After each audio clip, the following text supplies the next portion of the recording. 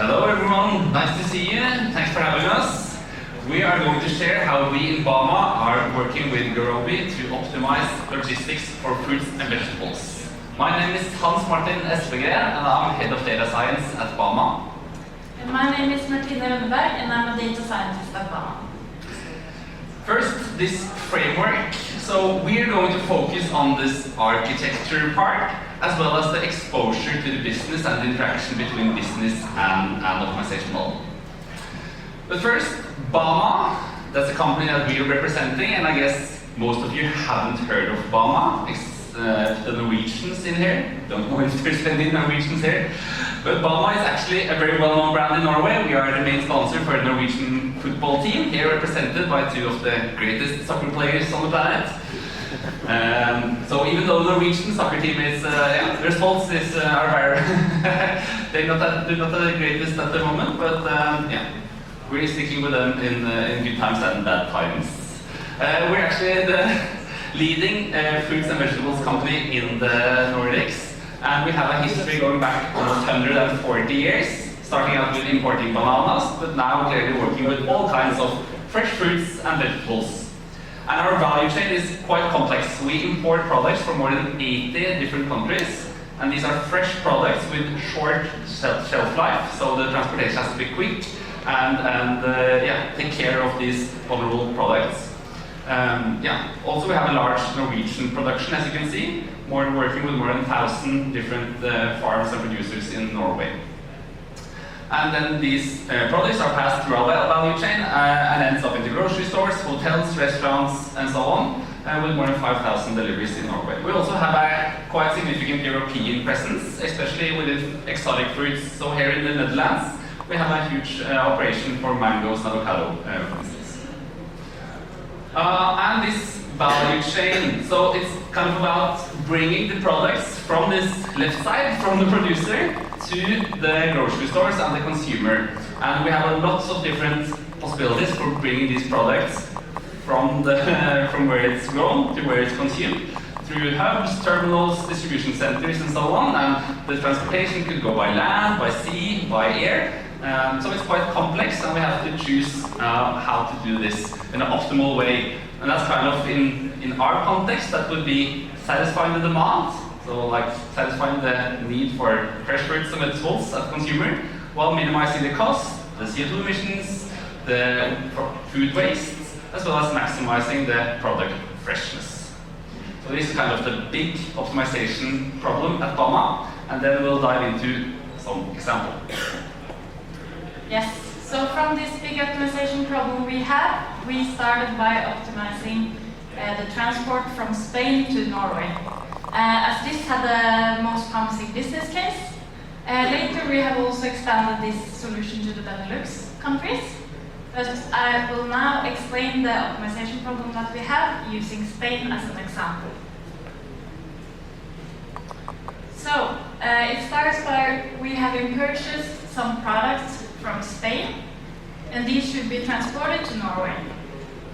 So what we need to do here is to find the best allocation of products on trucks. And I will now take you through a mini example of how this can look. So here we have purchased pallets of products from some of our vendors in Spain. And these products will have different temperature requirements that we need to respect during the transports.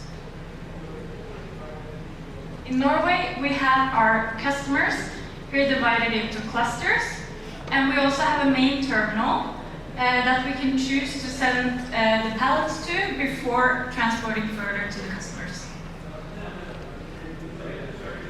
So in the mini example I now showed, we have purchased from 5 vendors in Spain, and we have 8 customers in Norway with demand. So in this example, we can choose to set up a truck like this that transports directly from the vendors in Spain and to a customer cluster in Norway. And we can do this by utilizing a 2-temperature truck that can transport products with 2 different temperature requirements. And each of the trucks that we can use, they will have different specifications like the pallet capacity and the maximum allowed weight. And in this example, for the remaining of the pallets that we have purchased, we see that there is not enough volume at the customers to transport directly. That's not the most efficient way to do it. So we instead transport to the main terminal, where we have the option to consolidate these pallets with pallets that comes from other vendors in different countries, for example, or from within Norway itself. And this problem we can formulate using mathematical equations, and we have done that. So first we have the variables, and here, for just an example, the first one here, loaded volume, it represents the number of pallets from order line L that is sent to destination D and is loaded on vehicle V. And we have both binary, integer, and continuous variables in the problem. And then we have formulated the objectives, multi-objective. And so these are mostly about minimizing costs, but some of them are also about ensuring that we get a practical solution to the problem that we can use. So, for example, some of the cost elements here is that there is a cost associated with using a specific track, and also there are costs for stopping at multiple vendors and a cost for stopping at multiple customers. And finally, we have the constraints. And these, of course, ensure that we get a valid solution to our problem. And the first one here, for example, it states that all of the pallets we have purchased, they must be loaded on the truck for transport. And then we also, for example, have a constraint about the maximum weight that we can load on the truck.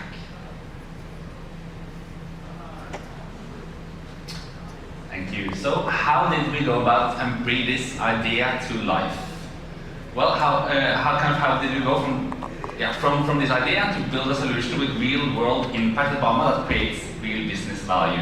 And in BAMA we have this framework for working with data science projects, both optimization projects, machine learning projects, where we bring things from idea through this proof of concept, to a business case, and then a full-scale project implementation, and then the final phase, the most important one, realizing the business value, getting the value out of the solution. So that's what also we are very working a lot with, is to get this value out of the project that we have delivered. So first, the idea. That's the first thing we do. We identify an idea together with the business. And here it's very important for us to work closely with the business to fully understand the idea and its potential. And we also did this here, together with the business, the transport planners. We worked together with them to kind of find this idea and get it to life. Then we did a proof of concept, and we did that with an open source software called OR Tools from Google. And the proof of concept showed very promising results. We did that on a small, simplified version of the problem, just as Leonard explained. So a small, simplified version, and it showed great results with OR Tools as the solver. But when we tried to solve this on larger problems, more realistic sized problems, we got the problems with the solution time. So that's why we looked at Gurobi as a solution. So we swapped the solver from the SCIP solver to the Gurobi solver with the same implementation, and it significantly improved our results. And even better when we changed the formulation using Gurobi Pi and the native Gurobi language. So then we had a very good solution. We did a business case, and it had very, you could see that this would have great business impact. So we had need to go from kind of local development. Still, we were just sitting on our laptops developing this and testing with CSV files. We have to move this from our local computer to the cloud for the compute, and we built a scalable compute environment on Azure. I'll get to that later. But still, kind of this, okay, we had this model, it was great, it was running in the cloud, but we need some way for the user, the transport planners, to actually interact with the model. So that's why we built an interactive user interface for the transport planners to use the model, get data into the model and inspect the results. finally, we unlock business value. We realized the kind of the business case that we had initially, and we monitored the effect, and now this solution has been in production for over a year with very significant results in terms of business value, both monetary and also kind of environmental and yeah, those other aspects. So basically, what we did is that we went from the previous method of working with transport planning in BAMA, which was manual process, these flow charts, manual diagrams, and Excel files, emails back and forth, to now a modern web application that we have custom built for our transport planners in BAMA that's using optimization as a core component of the transport planning.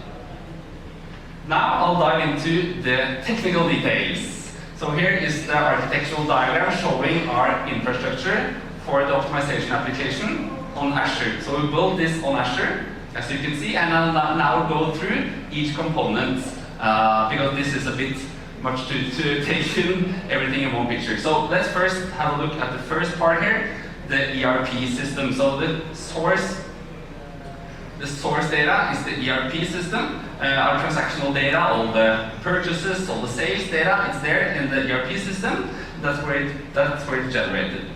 We use Azure Data Factory to extract data from the ERP system and import it into our cloud data warehouse, which is in Snowflake. So we're using Snowflake as our cloud data warehouse across BAMA, and DBT for data modeling. And we do the same thing with this project as we do with all other machine learning and data science projects in BAMA.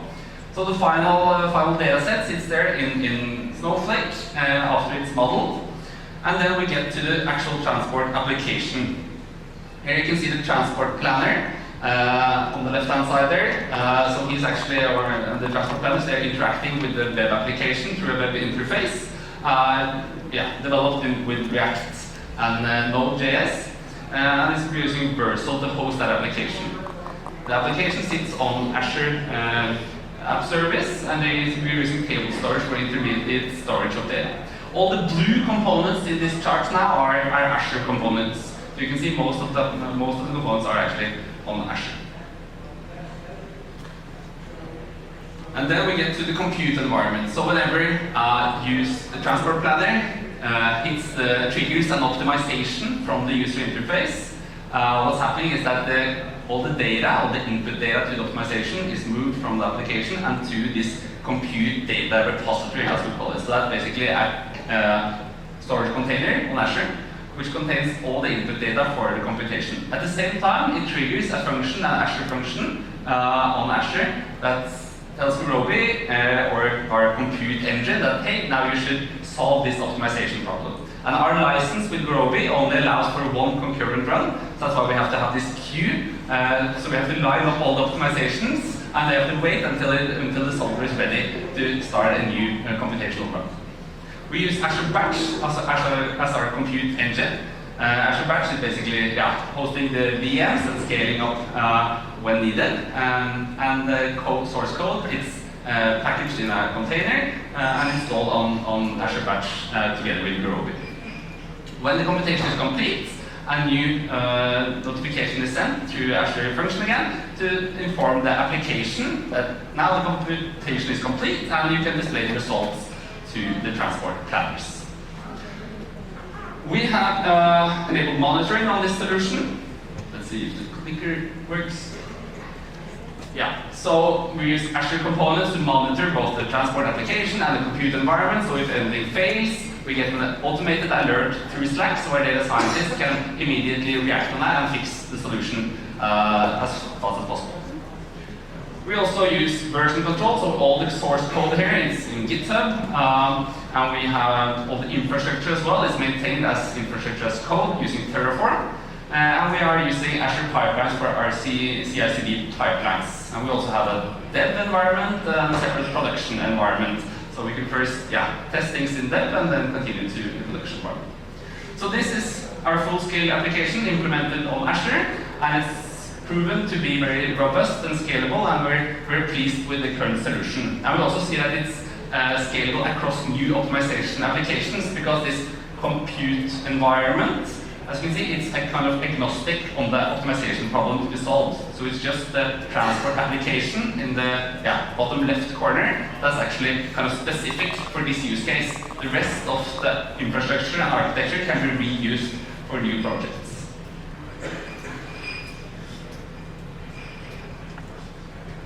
Yes, I will now show you a demo of our transport planning application. And this is a pre-recorded video that we've made that shows how a transport planner would use this application in their work.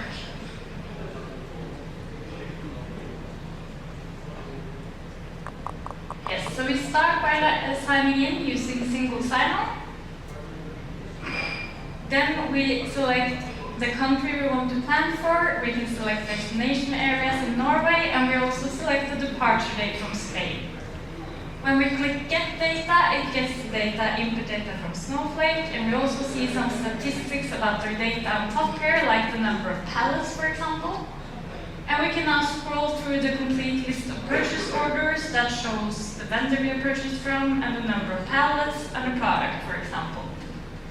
And then we can make selections on this input data. We can choose to exclude some of the order lines, and we can also choose that some of them should not be split. And then we go to the model assumptions. Here we can set the allowed gap and the maximum allowed solve time. And we also have a list of all trucks that can be used, and this is editable. We save these changes, and then we press the Run Optimization button. And this will send the input data to the computation engine. We see that it's successful, and this run has been added to the queue. We can go and we can look at the queue, and this optimization run is now running. We can also here in the queue see the previously completed optimization runs. And then we can go back and change some of the parameters for a second optimization run. We can change the cost, for example. We can say that it's no longer allowed to transport directly. We can make different selections on our input data than we did previously. And then we press the Run button again. This second optimization is now added to the queue, but not running. And when the optimization run is finished, we can look at the result. So here is the result page. We have some KPIs about the solution on the top here. And here we have the transport plan that shows each truck. And all of these are expandable, so we can see the purchase order that has been loaded onto each individual truck, and the number of pallets, and the destination that these trucks are going to, for example. And this plan we can also choose to export to Excel using this button, and then we can do further analysis of the solution. So this was a quick demo of our application, and as we touched upon in the video, the user input will define the optimization problem that we're solving. So for example, we could make these selections for the purchase order lines in the input data. So for example, if we mark that some of the orders should not be split on multiple trucks for transport, this will in practice mean that these constraints are created for that purchase order. And this will ensure that if we have purchased multiple products from the same vendor that is in the same purchase order, these will now all be loaded on the same truck for transport. And similarly, we have this selection where we can say that some of the orders should not be delivered directly to the customer. And in this case, it affects how we create the variables for the optimization model, meaning that we do not create that combination of an order and a customer destination B. We also had looked at this page for viewing the optimization result. And we also saw that we have some KPIs at the top here. For example, we show the total cost of this transport plan, the number of trucks that is in this solution, and also the capacity utilization of the trucks. And here we have also chosen to display the mid gap of the solution, and in retrospect, we're not sure if it was such a good idea to display the mid gap to the users, because we see that they get very hung up on the value of this gap, when that's not like an exact measure of whether the solution is bad, because it might just be that the solver has not been able to prove yet that it's not a good solution, but also it can still be the case that we would not have been able to create such a good solution manually anyways. So that shouldn't mean that you should lose faith in this tool here for transport planning. But we have cooperated a lot with our business user and the transport planners, and they now have a better understanding for that they shouldn't focus too much on the gap here, and rather look at some of the other KPIs that we showcase here, like the capacity utilization, to determine whether a solution is good. Now we're getting close to an end, and I'll take you through some of our lessons learned and key takeaways from our project using Azure and Gurobi for transport optimization. And first of all, it works, and it creates lots of value for BAMA. So we see a large economic benefits. So just this model that we showed for Spain, so that kind of was our first project, was to implement this transport for all the goods from Spain to Norway. It saves BAMA about 1 million euros per year, and we kind of will get additional benefits on each new country that we add to this model, obviously. We also see fresher products and reduced emissions on our transport. And also the solution is freeing up time for our planners. So these savings that I was talking about is just about better truck utilization and not about like people getting laid off. So now our transport planners can spend their time on more strategic thinking, working closely with our transport companies, working with our partners, and also work more on simulation. We didn't show that, but we also have built on top of this optimization a simulation framework that they can test different hypotheses and compare different assumptions. Now, since we have been so successful, we think at least we have been so successful with this optimization project, we now see a very huge interest in optimization from top management in BAMA, which is great, and optimization is now one of the key strategic priorities for the top management in BAMA.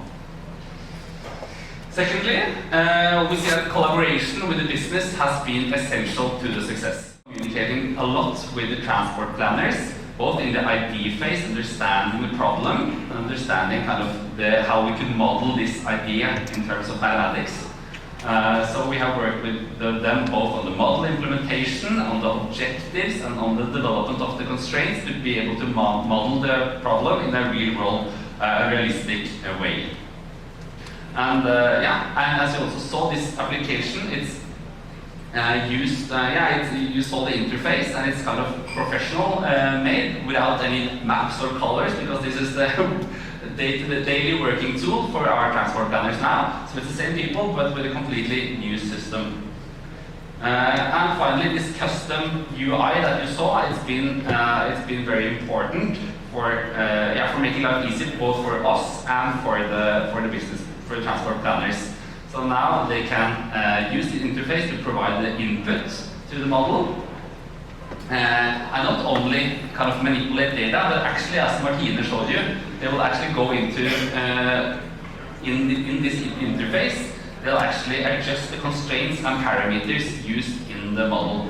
And in the interface, you also see the output. You can inspect the output. You can also do adjustments and rerun the optimization with adjustments. So this interface has kind of allowed for an entirely new way of working with transport planning in BAMA.